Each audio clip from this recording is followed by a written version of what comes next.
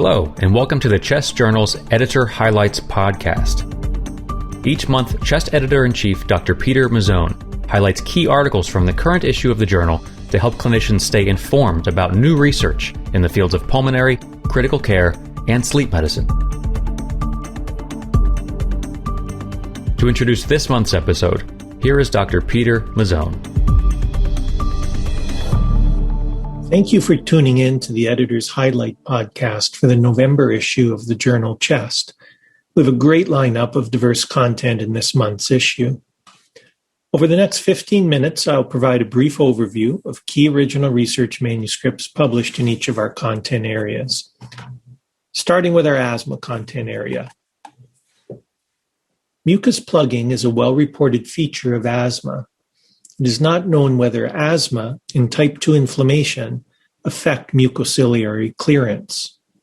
In this issue, Corcoran and colleagues compared clearance rates of inhaled radiolabeled particles between patients with mild asthma with low and high levels of T2 inflammation.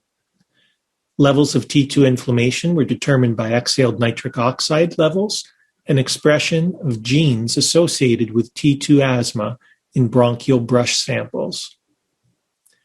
Mucociliary clearance rates were also compared to a historical group of healthy control subjects. Low levels of T2 inflammation were associated with increased mucociliary clearance. Increased expression of markers of T2 airway inflammation were associated with decreased mucociliary clearance. These results may prompt future work to determine the mechanisms involved and whether impairments in mucociliary clearance drive worse clinical outcomes. Also in this section is a How I Do It review that discusses the management of corticosteroid-related comorbidities in severe asthma. Next is our chest infections content area. The relative impact of prenatal and postnatal household air pollution exposure on early childhood pneumonia is unknown. In this issue, Kinney and colleagues evaluated data from the Ghana Randomized Air Pollution and Health Study, which enrolled over 1,400 non-smoking pregnant women before 24 weeks gestation, with prospective follow-up until the child's age of 1 year. 72-hour household air pollution exposures were measured 4 times prenatally and 3 times postnatally. Weekly assessment identified ill-appearing children for pneumonia assessment. In total, 1,141 infants were followed. The risk for pneumonia and severe pneumonia in the first year of life increased by 10% and 15% respectively per 1 part per million increase in average prenatal carbon monoxide exposure, and by 6% per 1 part per million increase in average postnatal carbon monoxide exposure. These results suggest that clean burning interventions may be most effective when begun prenatally in areas where household air pollution is present. Other original research in this section explores the association between elastase activity from Pseudomonas respiratory isolates and ICU mortality, and characterizes parapneumonic effusions by elevated levels of neutrophil extracellular traps. A research letter assessing IL-33 depletion in COVID-19 lungs completes this section. On to our COPD content area. Systemic corticosteroids improve outcomes when used to treat COPD exacerbations. The optimal dosing is unclear. In this issue, Lee and colleagues report a prospective randomized open-label trial designed to determine if 5 days of personalized dose corticosteroid administered according to a dosing scale is more effective than fixed dose corticosteroid administration, the equivalent of 40 milligrams of prednisolone, in hospitalized patients with COPD exacerbations. 248 patients were randomized between the groups. In-hospital failure of therapy was significantly lower in the personalized dose group, 10.6 versus 24.4%.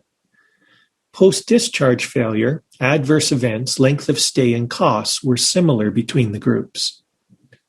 After treatment failure, a lower dose and shorter duration of corticosteroids were needed in the personalized dose group.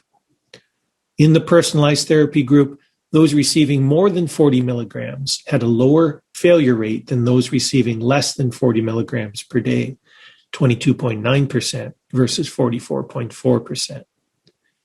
These results suggest that when treating a COPD exacerbation in hospital, personalized dosing, particularly when dosing more than 40 milligrams of prednisone equivalent corticosteroid, may decrease the risk of in-hospital failure. Also in this section is an original research article assessing factors associated with non-receipt of recommended COPD medications, and 2 special feature articles from a technical expert panel guiding optimal non-invasive Medicare access promotion for individuals with COPD and with hypoventilation syndromes. Next is our critical care content area. Survivors of critical illness have poor long-term outcomes. The interplay between multimorbidity and long-term outcomes is not known. In this issue, McPeak and colleagues used data from a prospectively collected cohort of over 3,100 participants to determine whether baseline patient demographics impact mortality and healthcare utilization in the year after hospital discharge. Differences in outcome between patients with a critical care encounter and patients admitted to the hospital without requiring critical care were assessed. Differences in long-term mortality between the critical care and hospital cohorts were not present. Older age, male sex, the presence of comorbidities including depression, current and previous smoking status, and socioeconomic deprivation were all associated with long-term mortality. Mortality was more than double in those who had 2 or more comorbidities compared to those without comorbidity. The critical care cohort had a 29% increased risk of hospital readmission. Those currently smoking and those with comorbidities had a higher risk of hospital readmission. These results suggest that multimorbidity, lifestyle factors, and socioeconomic factors influence long-term outcomes and should be the focus of future research and post-ICU support. Other original research in this section includes an assessment of the safety and feasibility of a protocolized daily assessment of readiness for liberation from veno-venous ECMO, an assessment of the role of tidal volume and inspiratory effort in achieving safe liberation from veno-venous ECMO, and a qualitative study assessing the influence of the COVID-19 pandemic on ICU organization, care processes, and frontline clinician experiences. A research letter reports on paradoxically improved respiratory compliance with abdominal compression in COVID-19 ARDS, and a chest review on precision medicine and heterogeneity of treatment effect and therapies for ARDS completes this section. On to our diffuse lung disease content area. Antifibrotic medications are approved for slowing the rate of lung function decline in idiopathic pulmonary fibrosis. Little is known about the treatment effect on mortality and risk of acute exacerbation. In this issue, Petnick and colleagues performed a systematic review with meta-analysis, including 26 studies, to determine if antifibrotic treatment decreases the risk of mortality and acute exacerbations in IPF.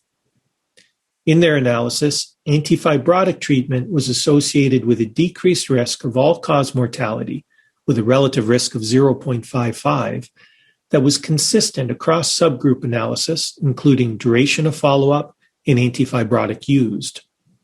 Antifibrotic treatment also reduced the risk of acute exacerbations, with a relative risk of 0.63.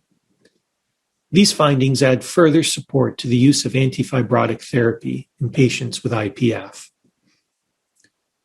Also in this section is a research article describing the clinical features and outcomes of combined pulmonary fibrosis and emphysema after lung transplant, and a research letter describing pulmonary alveolar proteinosis after allogeneic hematopoietic stem cell transplantation in adults. Completing this section is a chest review on the genetic features and clinical implications of familial pulmonary fibrosis and a How I Do It review on managing cough in idiopathic pulmonary fibrosis. Our education and clinical practice content area is next. Large population-based studies identifying the incidence of swimming-induced pulmonary edema are not available. In this issue, Hartstead and colleagues assessed the incidence of swimming-induced pulmonary edema in a mixed group of competitive and recreational swimmers during a large open water swimming event. From over 47,000 swimming distances, 211 patients, or 0.44%, received a diagnosis of swimming-induced pulmonary edema. 90% of all diagnoses occurred in women, with an adjusted odds of 8.6. The incidence increased with age, with an adjusted odds of 12.7 for the oldest age group compared to the youngest age group. These results provide novel information about the incidence of swimming-induced pulmonary edema and its relationship to sex and age. Also in this section is an original research article about bronchoscopy teaching, describing variability in learner assessment and supervisory style. 2 special feature articles from a technical expert panel guiding optimal non-invasive Medicare access promotion complete this section, one for individuals with thoracic restrictive disease, and the other an executive summary of the series of technical expert panel reports. Next is our pulmonary vascular content area. Improved prediction of the risk of early major bleeding and pulmonary embolism is needed. In this issue, Chopard and colleagues used data from 3,754 patients in a multi-center prospective registry to perform a multivariable logistic regression analysis to build a risk score that predicts major bleeding events up until the time of hospital discharge. The model was internally validated, and its performance was compared to other available models. 3 predictors of the 82 major bleeding episodes were identified: syncope, anemia, and renal dysfunction. Patients were divided into low, intermediate, and high bleed risk groups, with observed bleeding rates of 0.97% in the low risk group and 8.93% in the high risk group. This model, termed the PE-SARD score, outperformed existing models. These results suggest that the PE-SARD score may be a useful tool to predict early major bleeding risk in those with a pulmonary embolism, warranting external validation of the findings. Also in this section is an original research report on the enrollment characteristics in 1-year follow-up from the United States Chronic Thromboembolic Pulmonary Hypertension Registry, a special feature describing challenges and opportunities of inter-hospital transfer of patients with acute pulmonary embolism, and a How I Do It describing the use of point-of-care ultrasound for bedside diagnosis of lower extremity deep venous thrombosis. Our sleep medicine content area is next. There is limited information about the association between obstructive sleep apnea and coronary plaque assessed by quantitative coronary CT angiography. In this issue, Liu and colleagues report on a cross-sectional study of 692 patients who underwent sleep monitoring and coronary CT angiography. Patients with moderate to severe obstructive sleep apnea were more likely to have coronary plaques, plaques with a non-calcified component, and a low-density non-calcified component. The apnea-hypopnea index and oxygen desaturation index were associated with the presence of plaque. Measures of the severity of obstructive sleep apnea were associated with higher total plaque volume. These results show an association between obstructive sleep apnea and the burden of coronary plaque, suggesting an increased risk of coronary events. Completing this section is a special feature article from the technical expert panel guiding optimal non-invasive Medicare access promotion for individuals with obstructive sleep apnea. Next is our thoracic oncology content area. Identified pulmonary nodules may not be noted by the provider responsible for following them. In this issue, Zeng and colleagues asked whether it is possible to identify pulmonary nodules and associated characteristics using an automated method.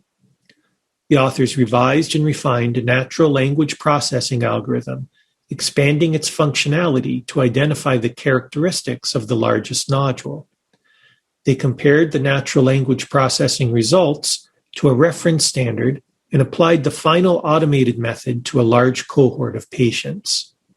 The NLP algorithm was 98.6% sensitive and 100% specific for identifying nodules and edge, attenuation, and calcification characteristics. It was 95.7% accurate at identifying the diameter of the nodule. The NLP tool identified nearly 218,000 reports with nodules among 717,000 chest CT reports, around 30%. Laterality and lobe were documented more often than attenuation, calcification, and edge characteristics. These results suggest the NLP algorithm can be used in population-based studies to identify pulmonary nodules. Other original research published in this section includes a systematic review and meta-analysis of the safety of thoracentesis and tube thoracostomy in patients with uncorrected coagulopathy. An observational study assessing diagnostic outcomes and safety of cryobiopsy added to conventional sampling methods. An analysis of the impact of systemic anti-cancer therapy on malignant pleural effusion control, and an evaluation of the association between pleural fluid exposure duration and survival in pleural mesothelioma. Completing this section is a chest review on the impact of delays in lung cancer treatment on survival and an update to the chest lung cancer screening guidelines. Finally, I encourage you to take a look at our Humanities in Chest Medicine section, where you will find 2 manuscripts in the Exhalation series. The first, exploring how rare diseases can inform us about disparities in disease registries, clinical trial, and treatment algorithms using pulmonary arterial hypertension as an example. And the second, titled, Finding My Belonging in Critical Care. An article about resilience in healthcare describing the intersection of a pandemic, major deadly disaster, and economic collapse appears in the Vantage series, and letters exploring the ethics of partial codes in cardiac arrest complete this section. Our case series publications for the month provide novel and educational cases to help improve your clinical skills. I hope you enjoy reading all of the high-quality content available in this month's issue of Chest. As always, I'm grateful to the authors of this work, the reviewers who volunteered their time to improve the quality of these manuscripts, and to our editorial board for guiding everything that we do. Until next month, I hope you enjoy the November issue. Thanks for listening to the Chest Journal's Editor Highlights podcast. You can find the articles mentioned in this podcast and more on chestjournal.org. And if you're looking for more context and commentary on articles in the current issue, please check out the original Chest Journal podcast, which features in-depth discussions with the authors themselves. We'll be back again with more Editor's Highlights next month.